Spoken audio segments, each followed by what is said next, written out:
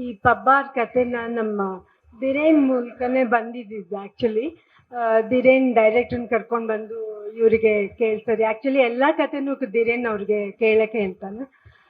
So ಅವ್ರಿಗೆ ಭಾಳ ಇಷ್ಟ ಆಗಿ ಈ ಫಿಲಮ್ ತುಂಬ ಇಷ್ಟ ಆಯಿತು. ನಮಗೆಲ್ಲರಿಗೂ ಕತೆ ಭಾಳ ಇಷ್ಟ ಆಯಿತು. ಸೊ ಹಾಗೆ ನಮ್ಮ ಸಂದೀಪ್ ಅವರು ಇದಕ್ಕೆ ಗೀತಾ ಪಿಕ್ಚರ್ಸ್ ಕೆಳಗೆ ಕೆಲಸ ಮಾಡಕ್ಕೆ ಬಂದಿದ್ದು. ಅವ್ರ ಜೊತೆಗೆ ಮ್ಯೂಸಿಕ್ ಡೈರೆಕ್ಟರ್ ಆ್ಯಂಡ್ ಕ್ಯಾಮ್ರಾಮನ್ ಇಬ್ಬರಿಗೂ ನಾನು ವೆಲ್ಕಮ್ ಮಾಡ್ತೀನಿ. ಆಮೇಲೆ ಧಿರೇನ್ ಬಗ್ಗೆ ಹೇಳಬೇಕಂದ್ರೆ ಭಾಳ ಕಷ್ಟಪಟ್ಟು ಕೆಲಸ ಮಾಡೋ ಹುಡುಗ.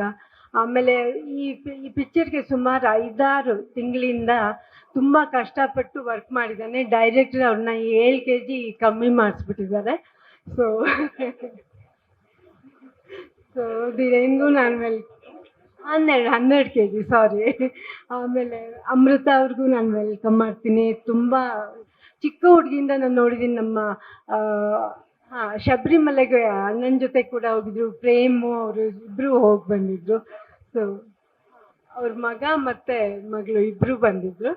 ಆಮೇಲೆ ಇನ್ನು ಅಮೃತಗೆ ಒಳ್ಳೇದಾಗಲಿ, ಇದರಲ್ಲಿ ಒಳ್ಳೆ ಹೆಸರು ಬರಲಿ. ಧಿರೇನ್ಗೂ ಅಷ್ಟೇ ನಿಮ್ಮೆಲ್ಲರ ಆಶೀರ್ವಾದ ಅವ್ರ ಮೇಲೆ ಮತ್ತು ಇಡೀ ಚಿತ್ರತಂಡದ ಮೇಲೆ ಇರಲಿ ಅಂತೇಳಿ ನಾನು ಕೇಳ್ಕೊತೀನಿ.